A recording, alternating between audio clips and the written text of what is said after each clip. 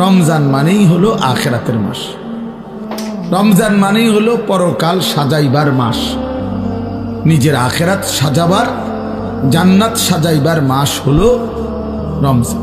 রমজানকে সামনে রেখে আল্লাহ পাক রব্বুল আলামিন ফেরেশতাদেরকে দিয়ে জান্নাত সাজিয়ে দেন, নতুন করে জান্নাত সাজায় রমজানকে সামনে রেখে, জাহান্নামকে বন্ধ করে দেয় এবং সমস্ত শয়তান দুষ্ট জিনগুলোকে শেকলে বন্দী করে দেয়। ইজা দাখালা রমাদান ফুতিহাত আবওয়াবুল জান্নাহ ওয়া গুল্লিকাত আবওয়াবুন নার ওয়া সুলসিলাতিশ শায়াতিন।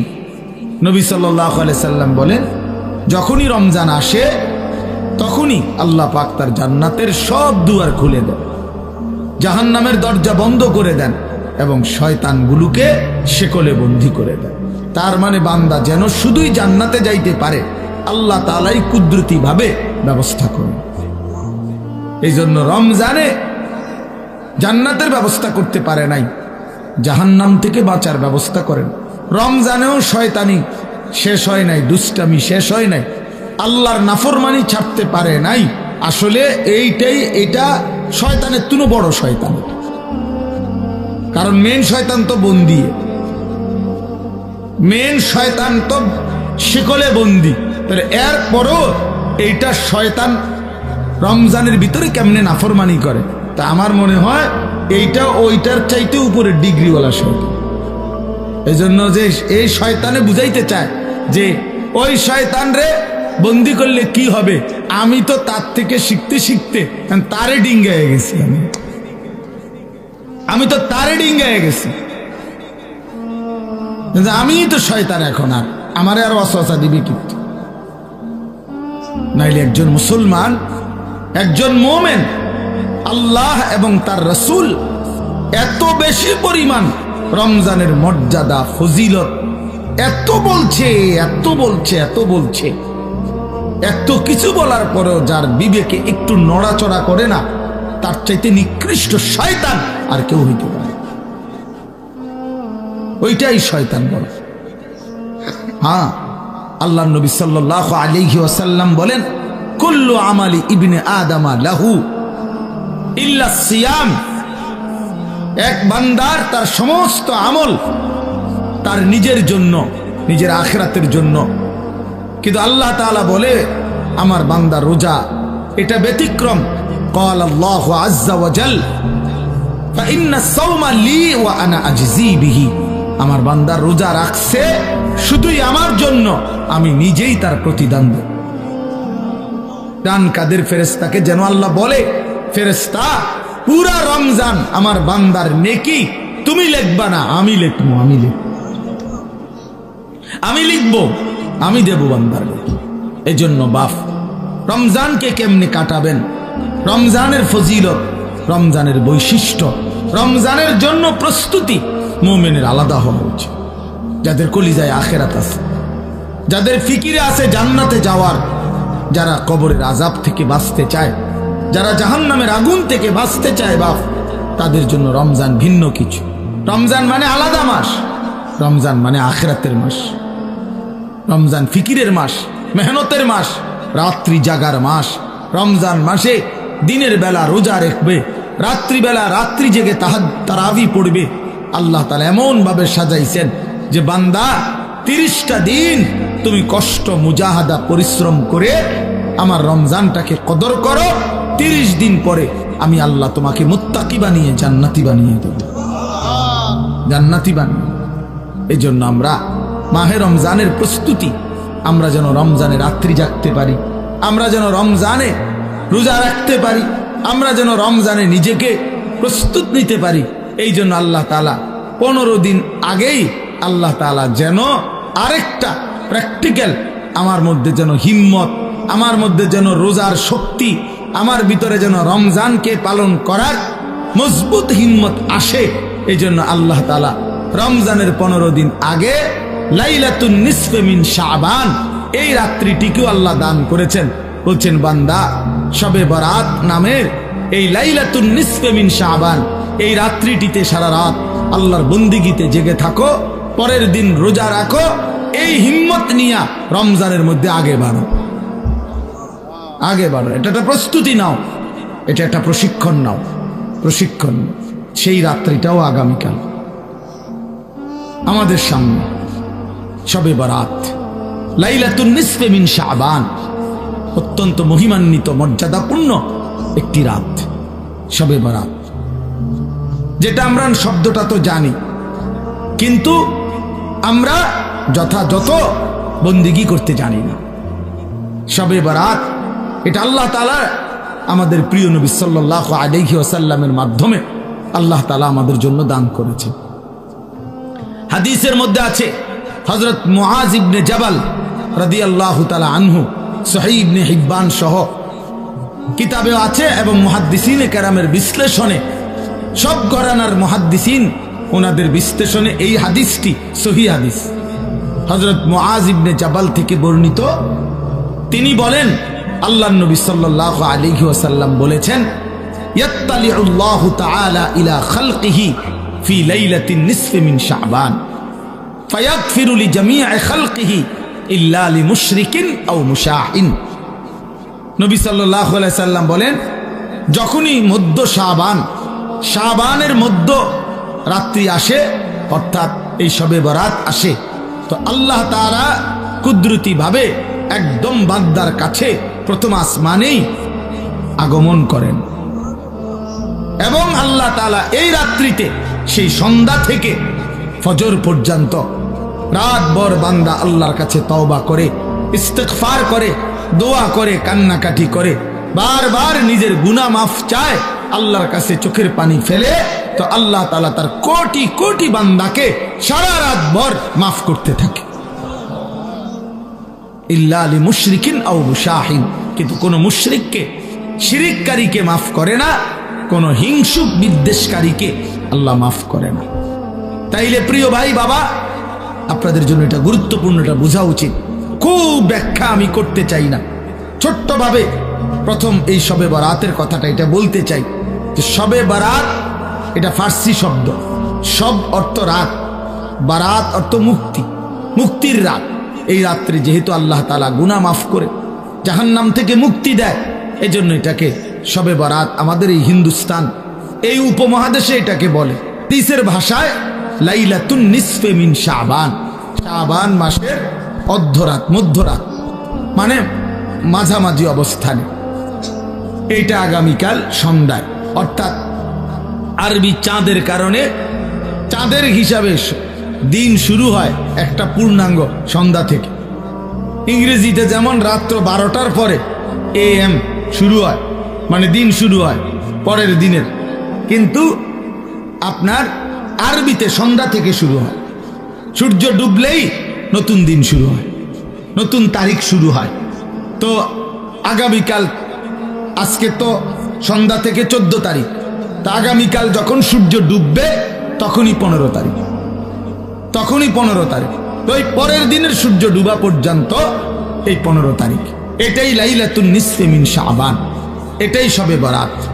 তাহলে এই শবে বরাত রাসূলুল্লাহ সাল্লাল্লাহু আলাইহি ওয়াসাল্লামের হাদিস দ্বারা প্রমাণিত, যে রাসূলুল্লাহ সাল্লাল্লাহু আলাইহি ওয়াসাল্লাম এটার ফজিলত বলছেন, যে আল্লাহ তাআলা এই রাত্রে অগণিত বান্দাকে, তওবাকারী, ইস্তিগফারকারীকে আল্লাহ মাফ করে থাকেন। অতএব এটা প্রমাণিত। এখন প্রশ্ন হইল, আমাদের করণীয় কি? আমি সংক্ষেপে শুধু এটা শেষ করতে চাই। আমাদের করণীয় কি? আমাদের করণীয় হলো এই রাত্রি জেগে ইবাদত করা, ইহয়াউল লাইল, রাত্রিটাকে জীবিত করা ইবাদতের মাধ্যমে। কিয়ামুল লাইল, রাত্রিটাকে দাঁড়িয়ে অর্থাৎ আল্লাহর ইবাদতের মাধ্যমে কাটানো, এটাই মূল মাকসাদ। হাদিসের বক্তব্য এটাই বক্তব্য, যে রাত্রি জেগে ইবাদত করো। নবী সাল্লাল্লাহু আলাইহি ওয়াসাল্লাম বলছেন, কুমু লাইলাহা ওয়া সুমু ইয়াওমাহা, তোমরা রাত্রি জাগো আর দিনের বেলা রোজা রাখো। তাহলে আমাদের দুইটাই কাজ, একটা হলো রাত্রি জেগে ইবাদত করা, পরের দিন রোজা রাখা। অর্থাৎ আগামীকাল শুক্রবার দিবাগত রাত আপনি আল্লাহর ইবাদত করবেন, শনিবার শুক্রবারে সেহরি খেয়ে শনিবার দিন রোজা রাখবেন, খালাস, এটাই। তাহলে আল্লাহ তাআলা শবে বরাত আমাদের জন্য দিয়েছেন, রাসূলুল্লাহ সাল্লাল্লাহু আলাইহি সাল্লাম শুনিয়েছেন ইবাদত করতে। ইবাদতের রাত, ইবাদতের রাত। আর নফল ইবাদতের ক্ষেত্রে বান্দার কাছে কোরআন সুন্নাহর এটাই বক্তব্য, এটা কোনো ফরজ ইবাদত না, এটা ওয়াজিব ইবাদত না, এটা নফল ইবাদত। শবে বরাত কি ইবাদত বলেন? সবাই বলেন কি ইবাদত?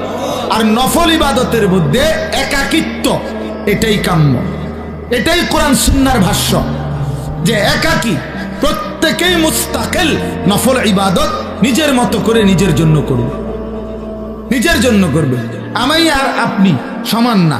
আমি আমার বয়স হিসাবে আমি 40 রাকাত নামাজ পড়তে পারবো, আপনি পারবেন 20 রাকাত। আরেকজনে 100 রাকাত নফল পড়তে পারবে সে ইচ্ছা করলে। সে তার বয়স মাত্র 20 বছর, তারেও আপনি দিলেন 12 রাকাত। 80 বছরের বুড়া মিয়ারও দিলেন 12 রাকাত। তো এটা ইনসাফ হলো না, এটা নফল হলো না, এটা তো বাধ্যতামূলক করে দিলেন, এটা বাধ্যতামূলক করে দিলেন। অথচ এই যুবক তো ইচ্ছা করলে এক রাত্রিতে সে 100 রাকাত নফল পড়তে পারত, কারণ তার তো শরীর আছে, তার তো সামর্থ্য আছে। আমরা কিতাবে পড়ছি, আবু ইসহাক আস-সাবিঈ এক বড় বুজুর্গ ছিলেন। উনি বলছিলেন, যুবক যৌবন কালে এমন হাজারো রাত, শত শত রাত আমার জীবন থেকে গিয়েছে, যেই রাত্রিগুলোতে আমি এক রাকাতে পুরা সূরা বাকারা 3.5 পারার মতো পুরাটা তেলাওয়াত করে ফেলেছি, তেলাওয়াত করে ফেলেছি। হযরত উসমান রাদিয়াল্লাহু তাআলা আনহুর মতো সাহাবী এক রাকাতে পুরা মুকাম্মাল কোরআনুল কারীম এক খতম দাঁড়ায়া পড়ে ফেলছে। তাইলে নফল আমল সবার কি বরাবর? কথা বলেন না কেন?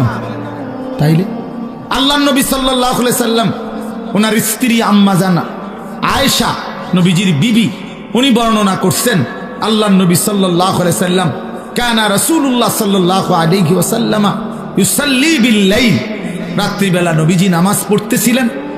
ফাআতালা সুজুদ, সেজদাটা লম্বা করলেন, লম্বা একটা সেজদা দিলেন। হাত্তা জানান্তু আন্নাহু কাদ কুবিজা, হযরত আয়েশা নিজে বলতেছেন, আমি ভাবলাম এত লম্বা সেজদা, না জানি নবীজি ইন্তেকাল করলেন কিনা। আর তো মাথায় উড়ায় না, কখন সেজদা দিলেন, আহারে মাথায় তো তুলতেছে না। হযরত আয়েশা রাদিয়াল্লাহু তাআলা আনহা বলেন, আমি তখন নবীজি সাল্লাল্লাহু আলাইহি সাল্লামের পায়ের তালুতে পিছনে আঙ্গুল দিয়া স্পর্শ করলাম, মানে সাইলাম আরি বাইচা আছে কিনা। আল্লাহর নবী সাল্লাল্লাহু আলাইহি সাল্লাম একটু পরে যখন নামাজের সালাম ফিরাইলেন, তো নবীজি জিজ্ঞেস করলেন, আয়েশা তুমি কি ভেবেছো আমি তোমার উপরে কোনো জুলুম করেছি? অর্থাৎ তোমার সাথে না থেকে রাত্রিটা আল্লাহর ইবাদতে কাটায় দিছি, এতে কষ্ট পাইলা তুমি? হযরত আয়েশা বলেন, ইয়া রাসূলুল্লাহ, না, আমি কষ্টের কারণে বলি নাই, আমি মূলত ভেবেছিলাম এত লম্বা সেজদা দিছেন, না জানি আপনার ইন্তেকাল হয়েছে কিনা, এই জন্য আমার ভয় লাগছে দেখে আমি আঙ্গুলটা স্পর্শ করছি, আমার চাহিদার জন্য না, আমি আপনার পেরেশানিতে করছি। তো আল্লাহর নবী সাল্লাল্লাহু আলাইহি ওয়াসাল্লাম বললেন, আয়েশা তুমি কি জানো আজকের রাত কোন রাত?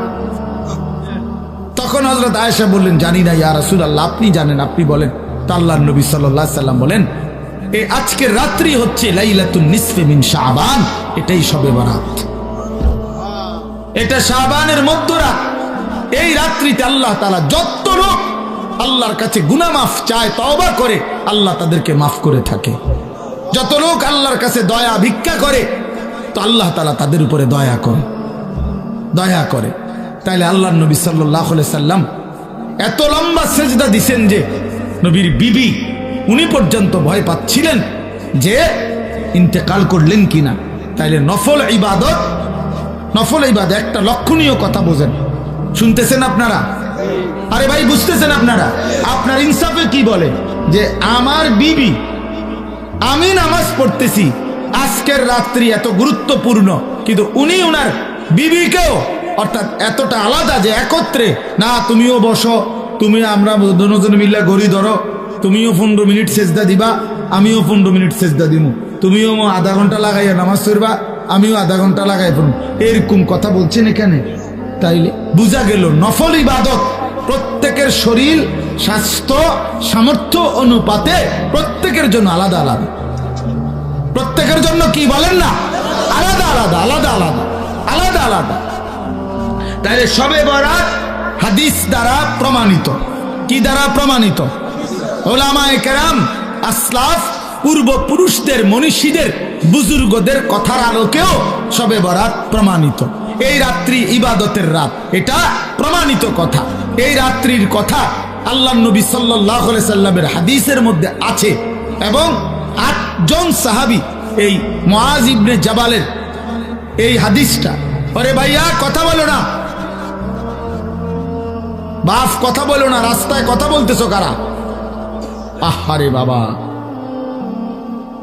একটু পরে আসো, এক ঘোষণা দিবে, সোজা হইয়া বসতে বলবে সবাই, ভাইয়া একটু পরে বলবে, কিছুক্ষণ আর একটু ধৈর্য ধরো ভাইয়া, আর কষ্ট হইতেছে ছেলেদের,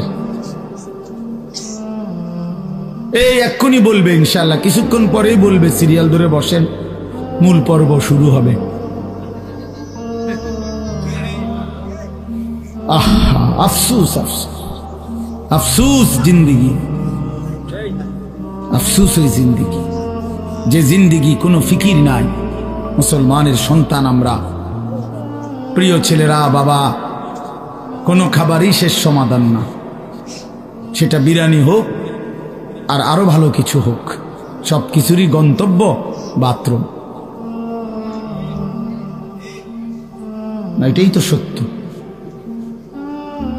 সেটা আরো দামি হোক কিছু খাবার, কিন্তু গন্তব্য তো বাথরুম। এছাড়া আর কি, এছাড়া আর কি? তাহলে এক মানুষের জিন্দিগির টার্গেট যদি হয় বিরিয়ানি, তো এই বিরিয়ানির পরিণতি যেহেতু টয়লেট শেষ ঠিকানা, তো তোমার জিন্দিগির টার্গেটও টয়লেটে। বাথরুম ছাড়া আর কি, টয়লেট ছাড়া আর কি? খাবে, ঘুমাবে, পেশাব করবে, বাথরুম টয়লেট সারবে, আর মাঝখানে টাইম যৌন চাহিদা পূরণ করবে, খালাস, এতটুকুই জিন্দিগি। এবার কেউ যদি, আমি সবসময় বলি, প্রতিদিন বলি এ কথা, যে জীবন শুধু এটাই বুঝছে, জীবন মানে খাবার, পেশাব পায়খানা, ঘুম আর যৌন চাহিদা, লজ্জাস্থানের চাহিদা পূরণ, এতটুকুই যে জীবন বুঝছে যে এটাই আমার জীবন, এই জীবন জানোয়ারের জীবন। এই জীবন কি? জানোয়ারের জীবন। এই জীবন কুকুরের জীবন, কুত্তার জীবন। কারণ ওই কুকুরও খায়, ঘুমায়, পেশাব পায়খানা করে, কুকুরেরও যৌন চাহিদা পূরণ হয়, এই জন্য কুকুরেরও বাচ্চা কাচ্চা হয়। তো তার যদি যৌন চাহিদা পূরণ না হতো, তাহলে বাচ্চা হয় কেন? এই জন্য কোরআনুল কারীমে আল্লাহ তাআলা বলছে, ওয়াত্তাবাআ হাওয়াহু ফামাসালুহু কামাসালিল কালব।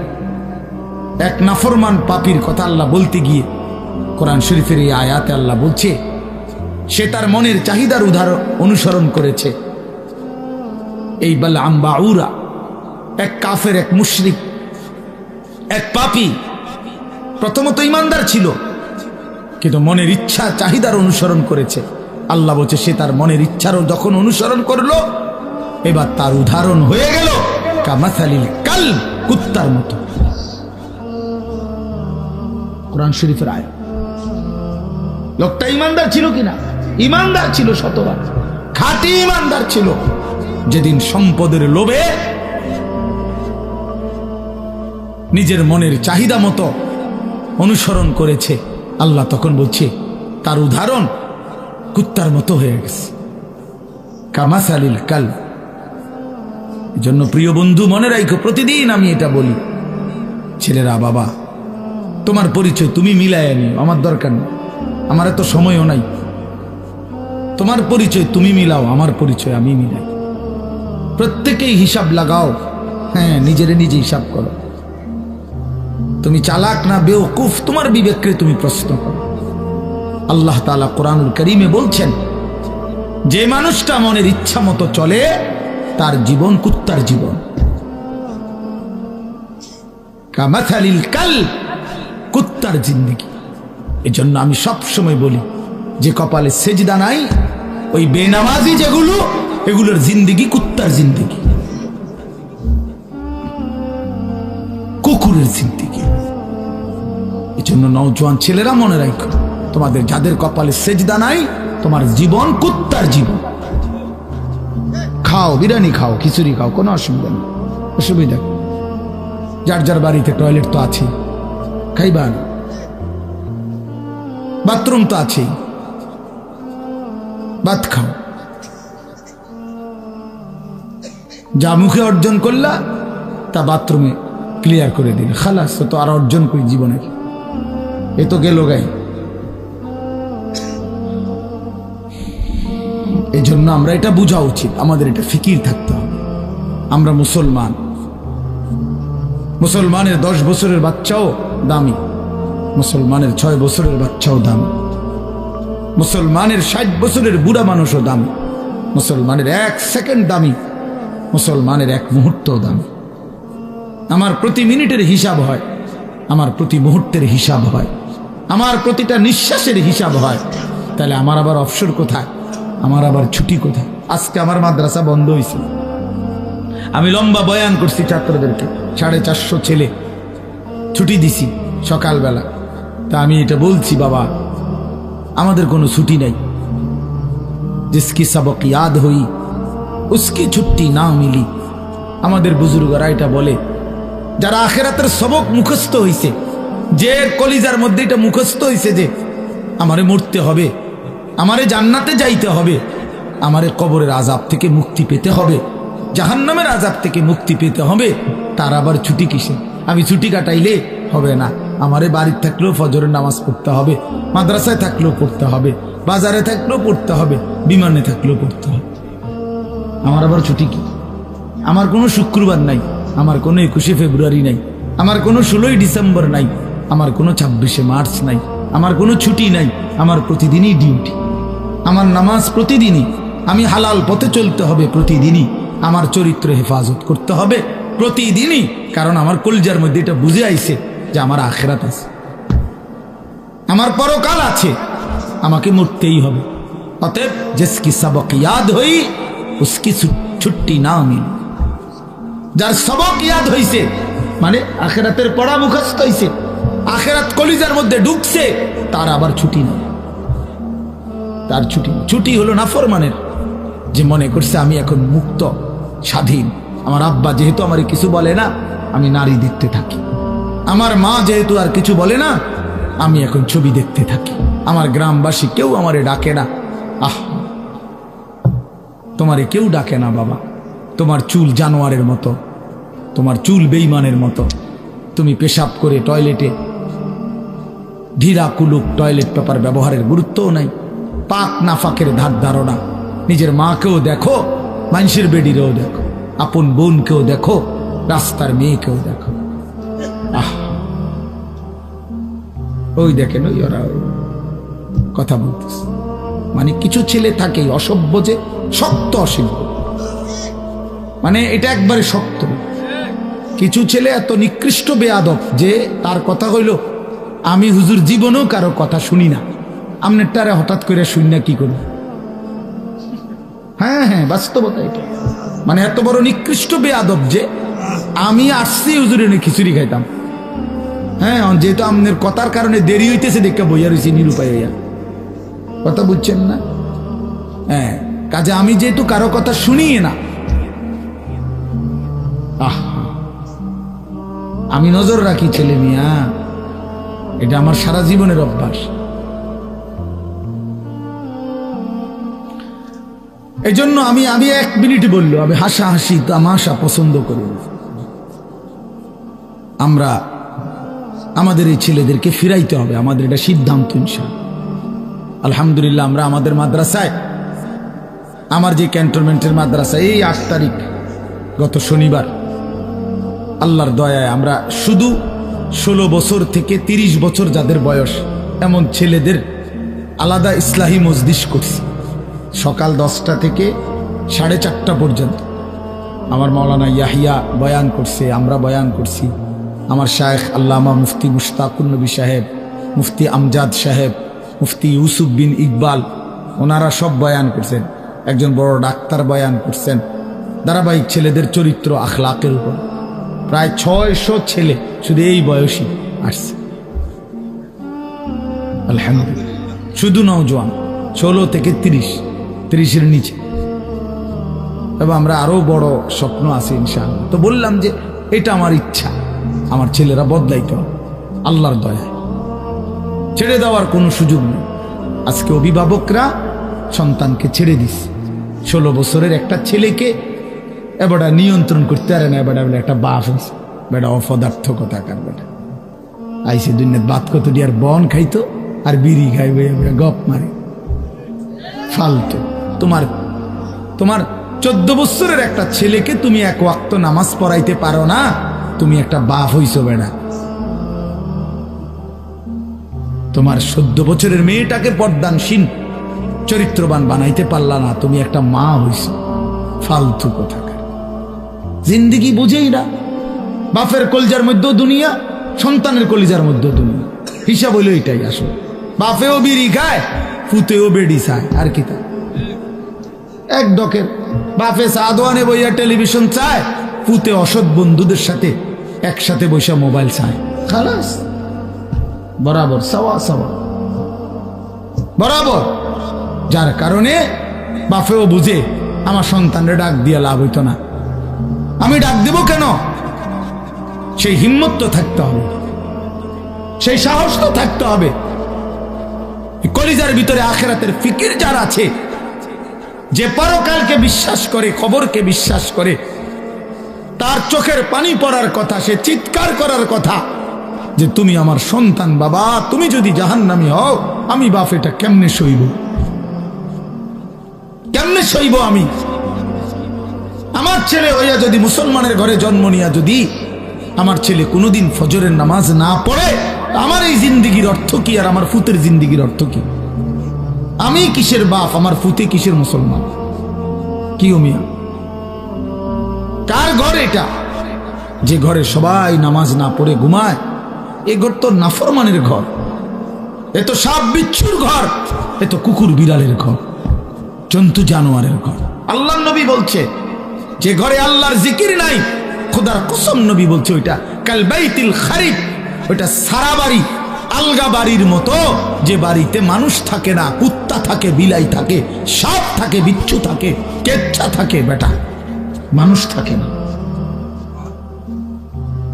মানুষ থাকে না। বেডিও বেফরদা, বেডাও বেফরদা, মাও নামাজ নাই, বাপেরও নামাজ নাই, জিরো নামাজ নাই, ফুতের বউরও পর্দা নাই, ফুতেরও পর্দা নাই। মা কি করেন? সবাই খায়, ঘুমায়, পেশাব পায়খানা করে, যার মতো। ফুতের চুল ফুতের মতো, বাপের চুল বাপের মতো, জির বোরকা জির মতো, মার বোরকা মার মতো। তো এটা পরিবার হইলো কেমনি নিয়ে? কথা বোঝেন না? এটা পরিবার হইলো, এটা একটা ফ্যামিলি হইলো কি? আমি, আমার বউ, আমার 4টা ছেলে, কারণ সবাই যদি আলগা আলগা হয় তো আমার এটা ফ্যামিলি কি? কথা বলে না? কারণ আমার চুল একরকম, আমার ফুতের চুল আর একরকম, মার বোরকা কালো, জির বোরকা রঙ্গিলা, তো এটা ফ্যামিলি হলো কেমন? কার লগে কার মিল? এটা তো কোনো পরিবার নয়, এটা তো ব্যাচেলার, এটা তো সব ব্যাচেলার না, এগুলো এটা তো মনে হয় হোস্টেলে না থাকে এক একজন। আপনারা ভাবেন আর কত বছর বলবো আপনাদেরকে? বলেন কত বছর আর বলবো? এই জিন্দিগিও তো ক্লান্ত হয়ে গেছে। এই জন্য বাপ, ছেলেরা বাবা কেন নষ্ট হয়ে যাচ্ছ? বলো বাবা, কেন নামাজ পড়ছো না বাবা? আল্লাহর সাথে আল্লাহকে নারাজ করে কি পাইছো এই পর্যন্ত? কে তোমার ঘরে ইজ্জত করে? চলো, আমি তো এখনো বলছি নবীনগর, আমি বলছি একটা নাফরমান ছেলে, আসো এখন, আসো তুমি, চলো তোমার লগে আমরা দুইজন একসাথে কোম্পানিগঞ্জ হাঁটি কালকে, দেখি, তুমি দেখো মানুষ কারে ইজ্জত করে আর কারে বেইজ্জত করে। তুমি চলো, আমারে বাদ দাও, একজন মাদ্রাসার তালিবে এলেন, ঠিক আছে, আমার ওয়াজ অনেক মোবাইলে আছে, আমার মানুষে সিনে, ঠিক আছে, বাদ দাও, আমার বাদ দাও। আমি একজন তালিবে এলেম দেই, একজন মাদ্রাসার ছাত্র দেই যে নামাজ পড়ে, অথবা মাদ্রাসার ছাত্র বাদ দাও, এলাকার যেই ছেলেটা নামাজ পড়ে, স্কুলের হোক, আরে আর তোমার মতো যারা নামাজ পড়ো না, নাফরমান, একসাথে হাঁটো, চলো, দেখো মানুষ কাকে সম্মান করে। দেখ বেটা, তোর কিছু অসৎ বন্ধু ছাড়া তোর দিকে কোনো জানোয়ারও ফিরা চায় না বেটা, তোর দিকে বেটা। কোন চরিত্রহীনের দিকে, কোন লম্পট, কোন মদখোর, নেশাখোর, গাঞ্জাখোরের দিকে কোন কুকুর বিড়াল জানোয়ারও বেটা ফিরে তাকায়। আমি ওই আমাদের বাংলাদেশের একজন বড় বুজুর্গ আলেম আছেন, ওয়াইজ হযরত মাওলানা মুফতি নজরুল ইসলাম কাসেমি, অনেক সুন্দর বয়ান করে, দরদ মাখা বয়ান। ওনার বয়ান আমি নিজে শুনছি। উনি বলছে শুকর সকালবেলা যখন ঘুম থেকে উঠে, উনার বয়ানের তো শুকর চোখ একসাথে মেলে না, মানে আমরা যেন চোখ খুলি না ঘুমের থেকে, শুকর একসাথে চোখ মেলে না, মানে পুরোটা খুলে লায় না আর কি, একটু একটু করে খোলে, একটু এরকম আস্তে আস্তে চোখ মেলে, মানে একটু একটু করে চোখ মেলে। উনি বলছেন কিতাবে লিখছে যে শুকর এরকম আস্তে আস্তে চোখ মেলে কেন, একটু একটু করে। শুকর বারবার বলে এই চোখ মেলবার সময়, আল্লাহ আমারে কোনো বেনামাজি, কোনো নাফরমান যেন আমার চোখে না পড়ে, এই জন্য আস্তে আস্তে চোখ মেলে। আপনার কোন নাফরমান বেঈমান যেন আমার নজরে প্রথমেই না পড়ে, এই জন্য সে আস্তে আস্তে চোখ মেলে। আমি হুজুরের বয়ান শুনছি। তোমাকে শুকরে ঘৃণা করে, কুকুরে ঘৃণা করে, তাহলে বলো বাবা, নেন নেন পানির জগ নেন, এটা নেন। তাহলে এই জন্য বাপ কেন নামাজ পড়ো না? কারো কাছ থেকে ইজ্জত পাইছো? একটা ছেলে বলো যে হুজুর আমি নামাজ না পড়ার কারণে আমারে মানুষ অনেক সম্মান করছে? কেউ পাইছো কিনা একটা ইজ্জত? তাহলে এটা কি ধরনের জীবন তুমি বুঝো না? আমরা বুঝি না আমার ঘরে মানুষ মহব্বত করে না করে না, এটা আমি বুঝি না? কথা কও না দুলা, আমি এটা বুঝি কিনা? তুমি বুঝো কিনা? তো মানুষের অনুভব হয় না? এটা তো অনুভব হওয়ার বিষয়, যে আমার তো একটা বুঝ আছে যে মানুষ আমারে ভালোবাসে কিনা, ঠিক কিনা বলেন না কেন? আমারে এই হাজি সাহেব যদি মহব্বত না করতো তো আমি প্রতি বছর আইলাম কেন? 50,000 টাকার জন্য নাকি 1 লাখ টাকার জন্য? এখানে আমি মেয়ে বিয়ে দিছি এখানে মিয়া, তাইলে ভালোবাসার জন্য, আল্লাহর জন্য, মহব্বতের জন্য। তাহলে বুঝা গেল তোমরা ছেলেরা, বাবা আমি রাত হয়েছে এই জন্য দেরি করতে চাই না, তোমরা একটা ছেলে হইলো ভাইবো, তুমি ইনসাফের সাথে তোমারে মানুষ ভালোবাসে কিনা, এই সমাজের মানুষ তোমার দিকে তাকাইলে কি মনে করে তুমি বুঝো না? তুমি বুঝো না ভাইয়া? কি পাইছো নামাজ না পড়ে? নারী দেখতে দেখতে, উলঙ্গ ছবি দেখতে দেখতে অর্জনটা কি? অর্জনটা কি? কিচ্ছু না, ধোকা, ধোকা খাইছো। এই জন্য আগামীকাল রাত আমি অনুরোধ করলাম, আগামীকাল শবে বরাতের এই রাতে আলাদা আলাদা, শবে বরাত উৎসব না, শবে বরাত অনুষ্ঠান না, শবে বরাত বিরিয়ানি না, শবে বরাত খিচুড়ি না, শবে বরাত জিলাফি না, শবে বরাত ইবাদত। কথা বলেন কি? সবাই বলেন কি? এটা ইবাদত বেটা, ইবাদতের জন্য, এটা নফল বন্দিগির জন্য। প্রত্যেক বছর আপনারে এশার নামাজের পরে 2 ঘন্টা প্রতি বছর শবে বরাতে, এশার পরে শবে বরাত, এটা বুঝাইতেই আছে। তো আপনি অনও বুঝছেন না, এটা এখনো বুঝছেন না? আপনি আমল করবেন তাহলে কোন বছর শুরু করবেন? কোন বছর? আপনার প্রত্যেক বছরে ওয়াজে কইতে বিড়া। আমার কথাটা বুঝছেন নি আপনি? আপনি এটা বুঝছেন না, তো এটা না বুঝার কি আছে? বলেন চাচা, এটা না বুঝার কি আছে? সহজ কথা, যে সন্ধ্যা থেকে নিয়ে ফজর পর্যন্ত আপনি আল্লাহর ইবাদত করবেন, ঠিক আছে না কথা? কতক্ষণ জিকির করবেন, কতক্ষণ তেলাওয়াত করবেন, কতক্ষণ বারবার দোয়া করবেন, বারবার 2 রাকাত, একবার 4 রাকাত, একবার 12 রাকাত, একবার 6 রাকাত, আবার কাঁদেন, আবার দোয়া করেন, প্রয়োজনে একটু বিশ্রাম করেন, রাত্রিবেলা সেহরি খান, তাসবিহ পড়েন, আল্লাহর কাছে দফায় দফায় দোয়া করেন। বান্দা, নবীজি বলছে উম্মত দোয়া করে কখনো ক্লান্ত হইও না। দোয়া করতে করতে যা কইছি হুজুর একবারে লম্বা করে বিস্তারিত সব কইয়া লইছি আল্লাহরে, না না, আল্লাহ বলছে বান্দা বারবার বলো, বারবার বলো, বারবার বলো, বারবার বলো, তুমি বলবা যতবার আমি শুনবো ততবার, আমি শুনবো ততবার, তুমি বলতে থাকো, তুমি বলতে থাকো। ফাওয়াল্লাহি লা ইয়ামাল্লাল্লাহু হাত্তা তামাল্লু, আল্লাহর নবী বলেন, বুখারীর হাদিস, আল্লাহর কসম উম্মত তোমরা চাইতে চাইতে ক্লান্ত হয়ে পড়বা, আল্লাহ দিতে দিতে ক্লান্ত হবে না, আল্লাহ ক্লান্ত হয় না।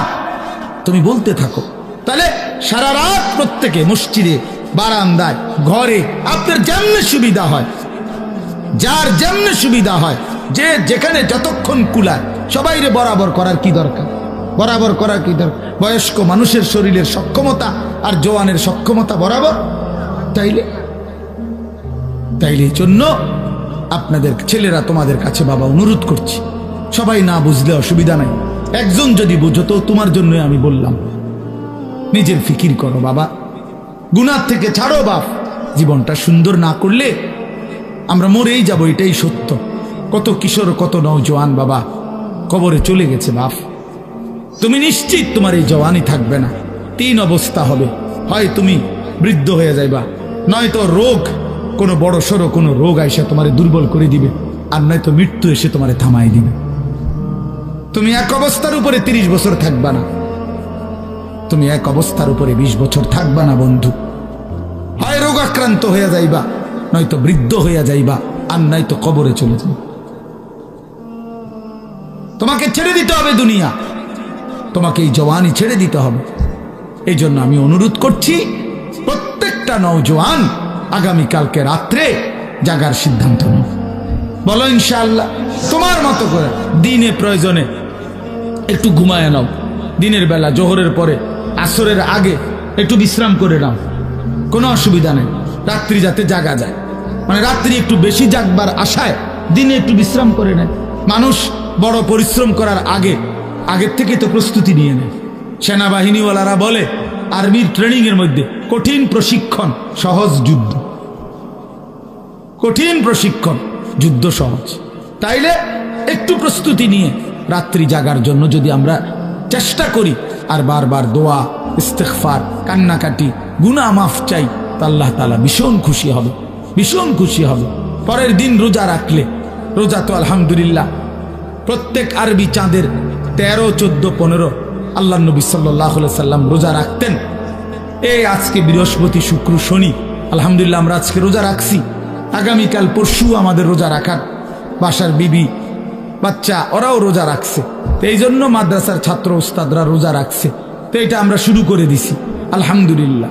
এই জন্য বললাম রোজা রাখার চেষ্টা করলে, মাহে রমজান আমাদের সামনে, আল্লাহ তাআলা বড় বেশি মহব্বত করে বলছে, বান্দা রমজান কদর করলে আমি ওয়াদা দিলাম 1 মাসে আমি তোমাদেরকে মুত্তাকি বানিয়ে জান্নাতি বানিয়ে দেব।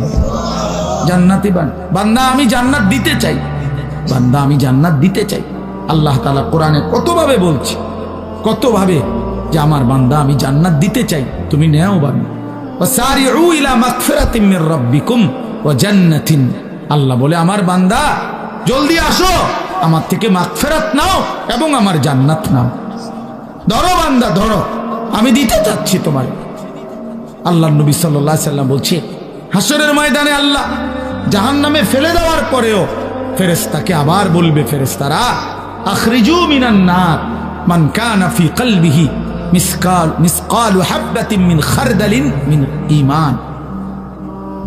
আল্লাহ বলবে ফেরেশতারা, এই যে জাহান্নামে যাদেরকে ফেলছো ওদের ভিতরে আবার তালাশ করো, যদি আমার এমন একজন বান্দাও পাও যার দিলের মধ্যে 1 বিন্দু সরিষার দানা পরিমাণ ঈমান বাকি আছে, তো তাকেও জাহান্নাম থেকে তুলে আমার জান্নাতে দিয়ে দাও। কি পরিমাণ আল্লাহ পাক জান্নাত দিতে চায়। আমরা হাদিসে পড়ছি, আল্লাহ নবী সাল্লাল্লাহু আলাইহি সাল্লাম বলছেন, 2 ব্যক্তিকে আল্লাহ তাআলা জাহান্নাম থেকে উঠাবে, জাহান্নাম থেকে তুলে আইনা মাঝখানে জান্নাত এবং জাহান্নামের মাঝখানে খালি জায়গায় রাখবে। রাখবার পরে, মানে বসাইবার পরে, একবারে হাদিস এটা, বসাইবার পরে আল্লাহ আবার বলবে ওই 2 জনকে, যাও জাহান্নামে আবার ঝাঁপ দাও, মানে আবার যাও জাহান্নামে যাও না। তো একজন এক দৌড়ে জাহান্নামের দিকে যাই, এই জাহান্নামে ঝাঁপ দিবে, আর আরেকজন আস্তে আস্তে হাইটা 2 কদম হাঁটে আর পিছন দিকে আবার তাকায়, আবার 2 কদম হাঁটে পিছন দিকে তাকায়, এভাবে একটু একটু করে হাইটা জাহান্নামে গিয়ে পড়বে। তো আল্লাহ তাআলা আবার 2 জনকে উঠাবে, এই 2 জনকে উঠাইয়া প্রথম জনরে বলবে, তুমি এরকম দৌড় দিয়া জাহান্নামে পড়ে গেলা কেন? সে বলবে, মাওলা জীবনভর আমি আপনার নাফরমানি করেছি, আপনার কথা মানি নাই বলেই তো আমি জাহান্নামী হয়েছি। আজ যখন আপনি আমারে জাহান্নাম থেকে তুলে ওই মাঝামাঝি জায়গাতে রাখছেন, রাইকা আবার যখন কইছেন জাহান্নামে যাইতে, পড়তে, লাফ দিতে, তো এটাও তো আপনার একটা হুকুম। চিন্তা করছি জীবনে কোনো হুকুম না মাই নেই, তো জাহান্নামী হইলাম, তা আজকে একটা হুকুম মানি। এই জন্য আপনার হুকুম মানার জন্য জাহান্নামে গিয়ে লাফ দিলাম। আল্লাহ বলেন আমিও তোকে মাফ করে দিলাম, যা জান্নাতে যা। এইবার আল্লাহ তাআলা বলবে দ্বিতীয় জনকে, তুমি এরম করলা কা, তুমি কি তা জানে পিছিয়ে পিছিয়ে কি চাইলা? তো সে বলবে মাওলা আমি তো জাহান্নামী, আমার আযাব তো হচ্ছিলই, তো আপনি যখন আমার এই জাহান্নাম থেকে তুলে এই খালি জায়গায় আইনা বসাইলেন, আমি ভাবছি আপনার মায়া লাগছে, আমারে দয়া করবেন, আমি মনে করছি আমারে মাফ করে দিছেন বা মাফ করে দিবেন, এই জন্য উঠাইয়া আনছে। এখন আবার যখন আমারে জাহান্নামেই পড়তে কইছেন, যেন আমি একটু একটু আগাইয়া পিছন দিকে চাই, আপনি কোনো ডাক দেননি, আপনার মায়া জানি আবার লাগেনি কোনো, আপনি আমারে ডাক দেননি। তো আল্লাহ তাআলা বলবেন বান্দা আমি তোকেও মাফ করে দিলাম, যা তুইও আমার জান্নাতে যা। এইভাবে আল্লাহ তাআলা বান্দাকে মাফ করতে চায় বাপ। এই জন্য হে চাচা সুন্দর কথা বলছে, দেখছো? আর কি করতে হবে, এটা কিন্তু দিলের কথা। আর কি করতে হবে? প্রিয় নওজোয়ান, আমরা মুসলমান, আমরা মুমিন, আমাদেরকে আল্লাহ জান্নাত দিতে চায়, মাফ করতে চায়, জাহান্নাম দিতে চায় না। আমাদের নবী সাল্লাল্লাহু আলাইহি সাল্লাম বলছেন উম্মত আমি তোমাদেরকে জাহান্নাম থেকে কিভাবে বাঁচাইতে চাই। নবীজি একটা উদাহরণ দিছে, ওয়া আনা আখিযুম বিহুজাজিকুম। আপনার দিকে আসেন, একটু আগান, এখানে বসেন না, আগাই বসেন। মানে কেউরে যদি আমি ফিরাইবার জন্য যে হাতে ধরে বললাম ভাই আয়ালাও তুমি যাইও না ওইদিকে, তো সে বলে টান দিয়ে হাত ছাড়াইয়া ফেললো, বুঝেন নাই? এবার আমি তারে বললাম যে ভাই কাঁধে হাত দিয়ে, ভাই ভাই ভুল করো না, আগুনের দিকে যাইও না, আও তুমি ফিরে আসো। তো সে আমার হাত কাঁধের থেকেও আপনার সরাইয়া ফেললো, সরেন মিয়া, আমারটা আমি করুন, আপনার কি? তো আমার হাতে ধরা হাতও কি করে দিল, ছুড়ে দিল, ফেলে দিল, কাঁধে রাখা হাতও ফেলে দিল। এবার আমি যদি তার কোমরে জড়াইয়া ধরি যে না ভাই আমি আপনার আগুনে পড়তে দিব না, আমি বাইচা থাকতে আপনারে জাহান্নামে পড়তে দিব না, আপনাকে বরবাদ হতে দিব না, আমি কোমরে জড়াইয়া ধরেও যদি টানাটানি করি, এবার সে চাইলেই আমার থেকে ছুটাটা তার জন্য কঠিন, কঠিন না? মানে কোমরে জড়াইয়া ধরলে ছুটা আলগা হওয়া কঠিন কিনা? এই আল্লাহর নবী কসম বাবা, নবীজি বলছে উম্মত আমি তোমাদের প্রত্যেককে চাচ্ছি এইভাবে কোমরে জড়াইয়া ধরে ধরে জাহান্নাম থেকে বাঁচা। ওয়া আনা আখিযুন বিহুজাজিকুম।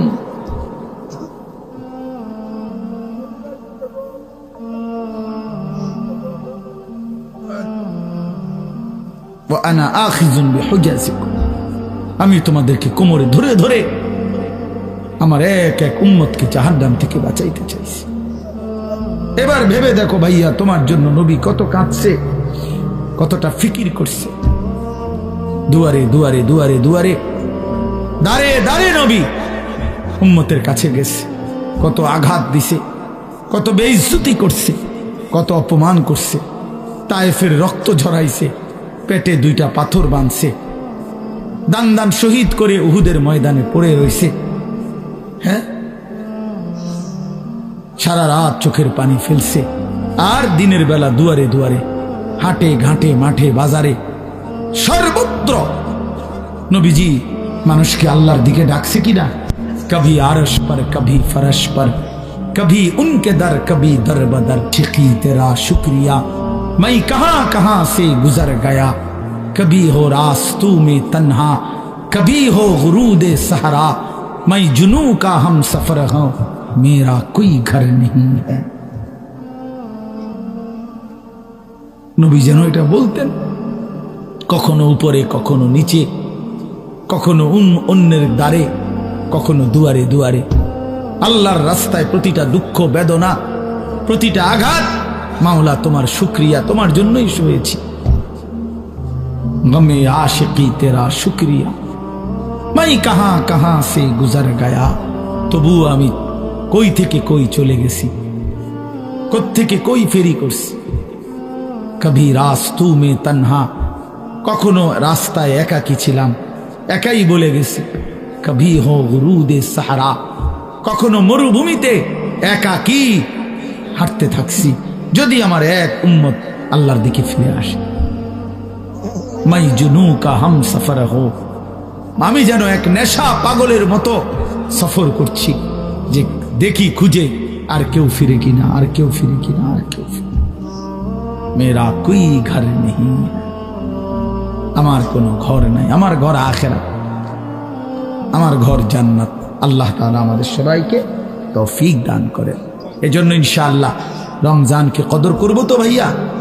ছেলেরা বাপ নামাজ পড়ো, আল্লাহকে ডাকো বাপ, আল্লাহকে। তোমারও হায়াত একদিন শেষ হবে, আমারও হায়াত একদিন শেষ হয়ে যাবে। আল্লাহ তাআলা আজকের এই মাহফিল কবুল করে নেন, কবরবাসীদের রূহের মাগফিরাত দান করেন, এবং এই আয়োজন আল্লাহ তাআলা যেন আমরা থাকি বা না থাকি, আমার হাজী সাহেব তারা না থাকুক, কিন্তু আমাদের সন্তান, তোমরা ছেলেরা, এলাকার নওজোয়ান ছেলেরা, তোমরা ইনশাআল্লাহ আগামী দিনে এই মাহফিল তোমরা চালু রাখবা ইনশাআল্লাহ। ঠিক আছে না? ইনশাআল্লাহ এলাকার তোমরা এই মহল্লা বা এই মাহফিলের সাথে সম্পৃক্ত, তোমরা ইনশাআল্লাহ আগামী দিনে এটা চালু রাখো। আল্লাহ সবাইকে তৌফিক দেন। আলহামদুলিল্লাহ।